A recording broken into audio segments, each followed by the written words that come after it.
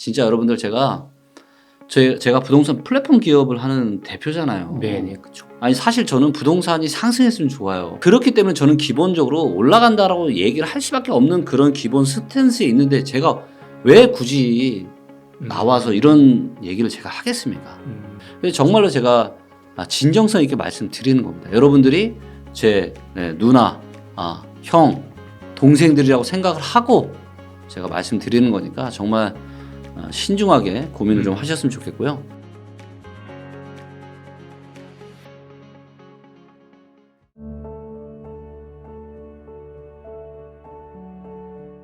자, 또 하나의 아주 중요한 증거가 또 있습니다. 또 있나요? 또 있습니다. 음. 자, 왜냐하면 오늘은 종지부를 찍어 드리려고 합니다. 풀 버전으로 지금. 네, 지금 뭐 대세 상승 온다 뭐 이게 아니라 지금은 대득게 바운스예요. 조금 집이 여러 채 있으면 오히려 이런 기회에 팔아야 됩니다. 그리고 실제로 지금 매물도 늘고 있어요.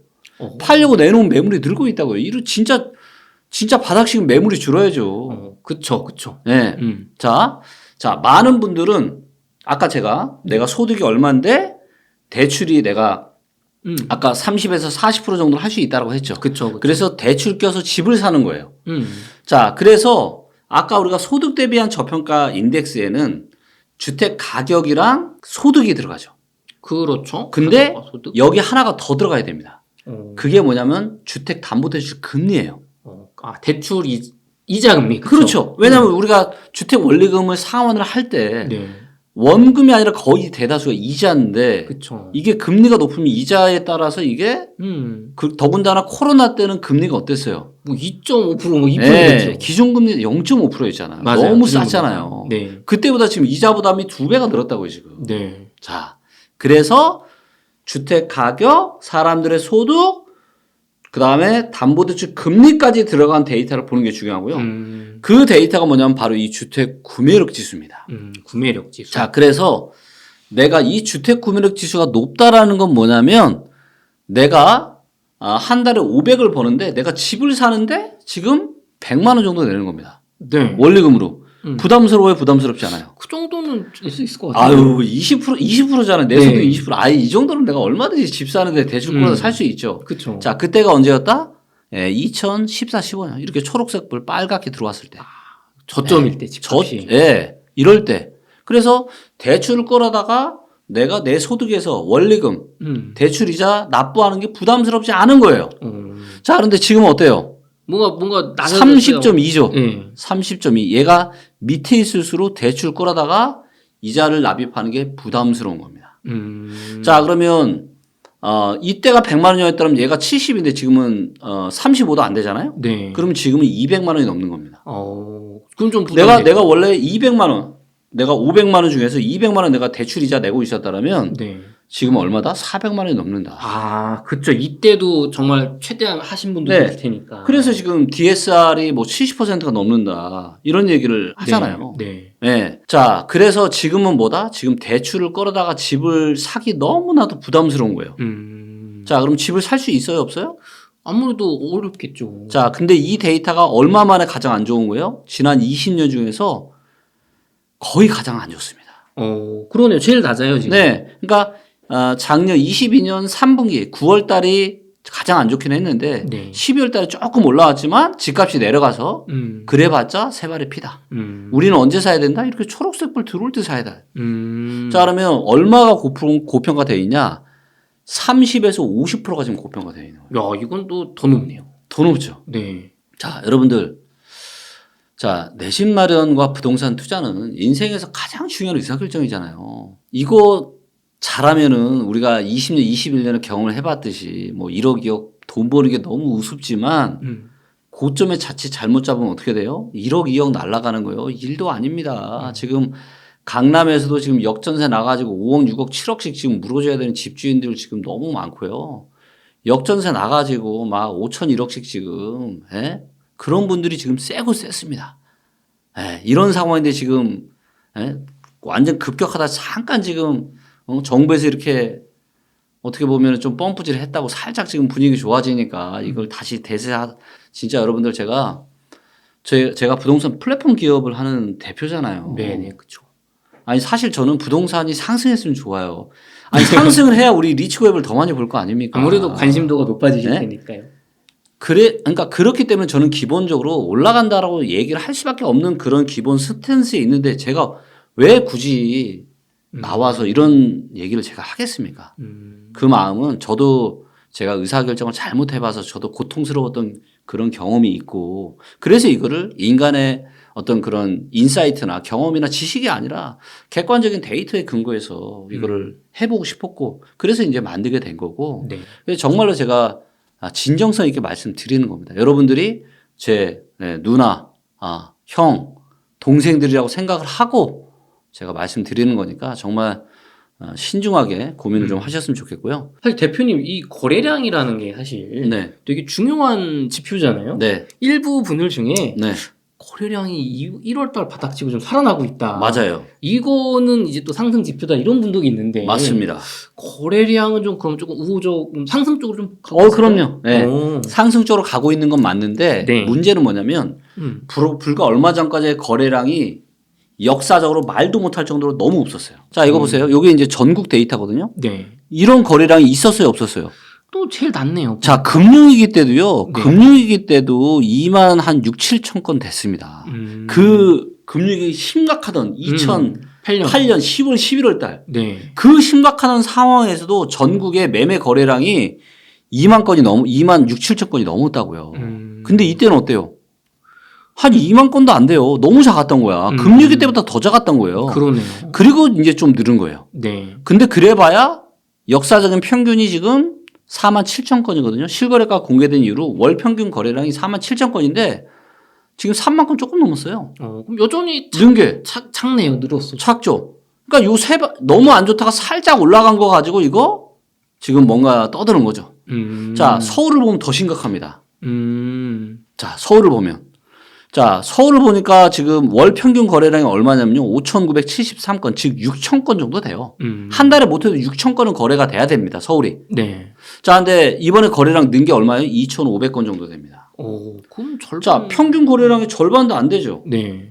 자, 정부에서 어떻게 보면은 사라고 막 부추겼죠. 네? 지원을 해줬죠. 특별보금자리론에다가 전매 제한도 풀어주고 여러 가지. 그런데도 이거밖에 안 되는 거에 저는 심각성을 느낍니다. 오히려 거래량이 이 정도밖에 안 올라온 게 심각한 자, 거예요. 원래는 어떻게 된다면 이런 하락장에서요. 하락장에 데드캣 바운스가 2009년에 나타났거든요. 네. 이때는 거래량 어때요? 평균보다 훨씬 더 많죠. 네. 그리고 이때는 금리까지 낮췄단 말이에요. 경제가 지금 서프라임 사태가 터지니까. 네. 그랬는데 이때 만약에 이렇게 거래량 터지고 가격 다시 올라 이때 사신 분들 많았을 텐데 네. 2010년부터 어떻게 됐어요? 다시 떨어져. 계속 또 13년까지 4년을 고생했어야 돼요. 4년을. 자, 그런데 지금 어때요? 어떻게 보면 지금 부양책 펼쳤음에도 불구하고 이런 거래량이 아니라 여전히 거래량이 절반도 안 돼요. 평균의 반도 안 됩니다. 이 얘기는 무슨 얘기예요? 살 사람이 없다라는 거예요. 아까 주택구매력지수 보여드렸죠. 네. 대출 끌어다가 지금 아무리 정부에서 무슨 부양정책을 펼치고 그다음 특별보금자리론을 해줘도 주택구매력지수 봤잖아요. 대출 끌어다가 집을 살 수 있는 사람이 역사적으로 가장 작다. 그러니까 거래량이 없는 거예요. 근데 이거 거래량 조금 는 거 가지고 무슨 시장이 다시 올라가네 뭐하네. 부동산 공부 좀 다시 배우셔야 될 것 같아요. 제가 봤을 때. 그러신 분들은. 지금 대표님이 정말 긴 시간 동안 이 데이터를 여러 개를 가지고 네. 지금 말씀해 주시니까 네. 정말 데이터상으로는 고평가면 고평가지 네. 지금 올라가서 저렴해졌다고 사면 좋을 정도다. 네. 그런 거는 정말 안 보이는 것 같아요. 아니죠. 네. 네. 지금은 절대 살 때가 아닙니다. 이 종합정리는 뭔가요? 자, 종합정리는 뭐냐면 네. 우리가 그동안 이야기한 것들을 네. 하나의 도표로 쉽게 볼 수 있게 제가 정리를 해놓은 겁니다. 아. 네, 물론 지금 방송에서 이야기하지 않은 데이터가 많다 보니까. 네, 다 알려주실 수는 네. 없어요. 자, 근데 이걸 보니까 여기 이제 나쁜 쪽, 네. 그 다음에 좋은 쪽. 그래서 5개로 쪼갰습니다. 네, 중간이 이제 보통이고. 자, 근데 어디가 데이터가 많아요? 지금 나쁜 쪽이 많냐? 아주 나쁘거나 네. 나쁘거나. 다 나쁜 쪽이죠. 네. 네, 좋은 쪽은 하나밖에 없는데 얘는 뭐예요? 정부 정책만 좋아요. 자, 그리고 이 데이터를 다 16에서 20% 하락 가능성, 20에서 30% 하락 가능성, 15에서 25, 25에서 40, 20에서 35. 자, 이걸 보니까 무슨 생각이 들어요? 최소한 15에서 많게는 40%까지 떨어질 수 있겠다. 그런 정말 여러 가지가 나오네요. 이게 하나의 데이터가 얘기하는 게 아니잖아요. 네. 대한민국의 통화량 대비해서 풀린 통화량만큼 아파트 가격이 올라가는 게 맞는데 통화량 대비해서도 너무 비싸고 대한민국의 경제 총량이 GDP 대비해서도 비싸고 우리들의 순자산 대비해서도 너무 많고 소득 대비해서도 너무 비싸고 대출 끌어다가 집을 살 수 있는 사람들은 너무 없고 여전히 수급은 너무 안 좋고 팔 사람은 꽉 차 있고 네. 거래량도 늘었다라고는 하지만 여전히 평균 거래량이 서울 기준으로 반도 안 돼요. 살 사람이 없기 때문에. 자, 그래서 제가 정리하겠습니다. 자, 만약에 나는 20% 이상 하락을 해도 나는 괜찮다. 괜찮아 나는. 나는 내 집 마련해서 우리 가족들랑 행복하게 사는 게 더 좋아.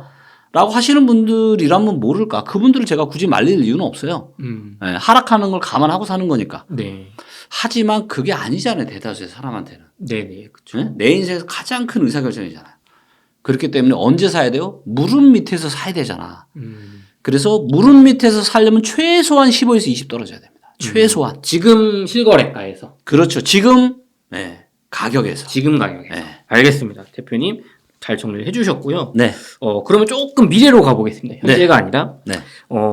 24년, 25년에 네. 서울 수도권 공급 부족론이 있습니다. 네. 지금 경기가 안 좋아서 집을 못 짓고 있다. 공급 네. 부족으로 좀 상승장 올 수 있다. 네. 요거는 좀 수요 공급 측면은 어떻게 보시나요, 대표님?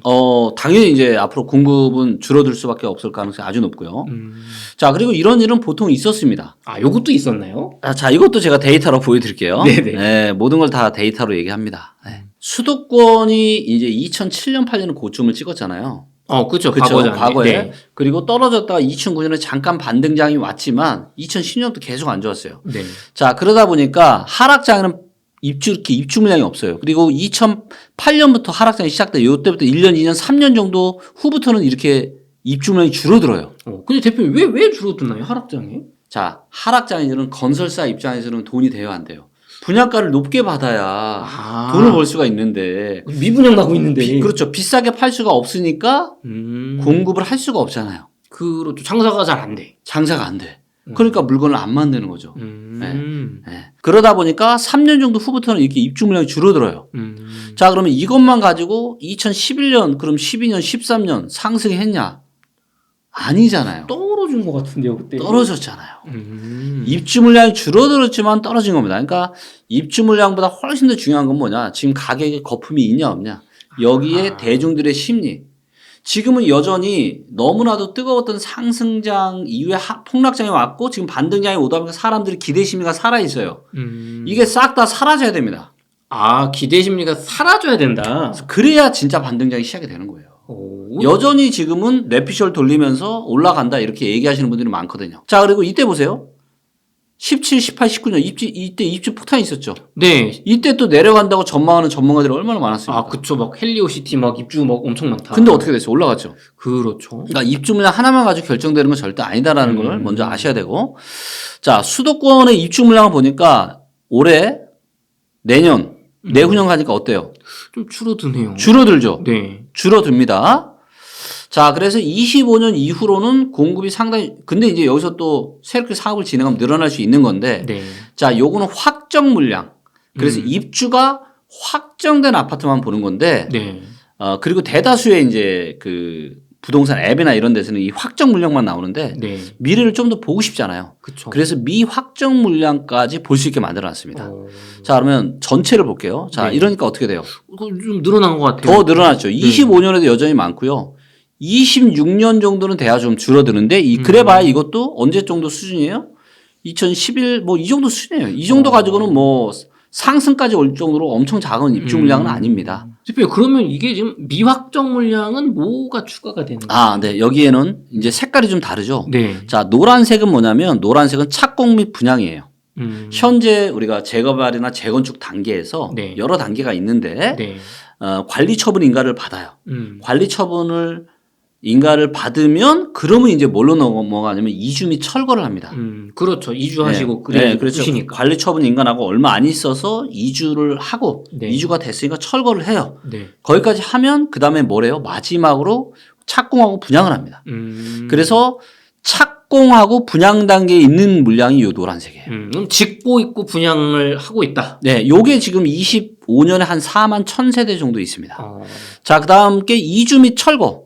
지금 사람들이 다 이주를 하고 있고 네. 철거를 하고 있어요. 네. 그럼 이거는 진행을 해야 돼요, 안 해야 돼요? 할 수밖에 없죠. 이걸 할 수밖에 없죠. 네. 예, 안 그러면 대단히 그렇죠. 뭐 공사비가 올라가든 공사비 때문에 갈등을 하든 뭐 하든 가긴 갈 이거는 거다. 가긴 갈 가능성이 높다라는 거죠. 그게 지금 보라색이고요. 음. 자, 마지막이 뭐냐? 관리 처분 인가인데 관리 처분 인가 단계에서는 사업이 진행이 안 될 가능성이 높습니다. 요즘처럼 분위기 안 좋을 때는. 왜냐하면 관리 처분 인가 단계에서 아직 이주를 안 했잖아요. 아, 그쵸. 사람들이 이사까지 했으면 이거는 이제 빼박입니다. 빼박. 빼도 박도 못하고 이거는 진행을 해야 돼. 근데 이사 안 갔어요. 야, 우리 나중에 하자. 네, 좀, 야, 이거 좀 분위기 좀 보고 하자. 나중에 하자. 그래서 이때는 줄어들 수 있어요. 자, 그리고 서울을 한번 보겠습니다. 서울만 볼게요. 이건 경기도를 본 거고. 네. 서울만 보시면. 맞아요. 서울이 궁금해요. 네, 서울만 보면 만약에 확정 물량만 보잖아요? 그럼 어때요? 올해도 좀 뭐지 부족한 매우 작년부터 작죠. 그러네요. 이거 심각한데요? 그러니까 이것만 보면은 야, 이거 역사적으로 입주 물량이 너무 작다. 이 정도는 반등 온다. 네. 그렇게 저는 보이는데요. 그렇게 보일 수 있죠. 네. 그래서 이제 뭐 올해야 좀 그렇지만 내년이나 내후년은 반등량 오지 않을까. 근데 이걸 이제 미확정 물량까지 같이 보잖아요. 네. 네, 그럼 이렇게 돼요. 갑자기 늘어나네요. 자, 조금 줄었다가 25년에 입주 물량이 다시 늘어나죠.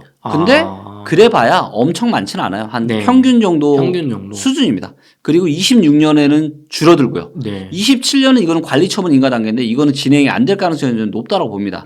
결국에는 25년, 그러니까 입주 물량이 많지는 않고 25년은 조금 평균 정도 되지만 결국 26년부터 입주 물량이 이제 많이 줄어들 거예요. 26년부터는 확실히 줄어들 거다. 그렇죠. 왜냐하면 이제 아까 제가 또 말씀드렸지만 건설사들이 좀 문제가 된 게 부동산 가격이 급락이 온 게 22년 가을부터예요. 그쵸? 그쵸. 그 정도가 정말 좀 안 좋은 것 같아요. 안 좋다. 예. 그럼 이제 그때부터 이제 조금씩 건설사들이 야, 이거 신규 사업 멈춰.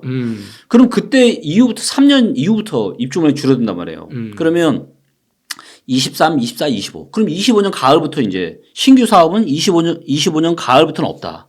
25, 26 아마 27년까지도 없을 가능성이 많아요. 네, 그렇다면 향후에 서울만 놓고 보자면 지금 한 25년만 지난다라면 네. 신규 아파트 공급은 상당히 줄어들 수 있다. 그리고 이런 것들이 반등을 가져올 수 있다라고 얘기를 하고 있고요. 23년 말이나 늦어도 24년 중순에는 내 집 마련을 할 수 있는 절호의 기회가 올 것이라고 판단이 됩니다. 평생 돈 걱정 없이 살고 싶지 않으신가요? 1,000만 원만 있어도 돈이 아예 없어도 부동산 투자로 부자가 되실 수 있습니다.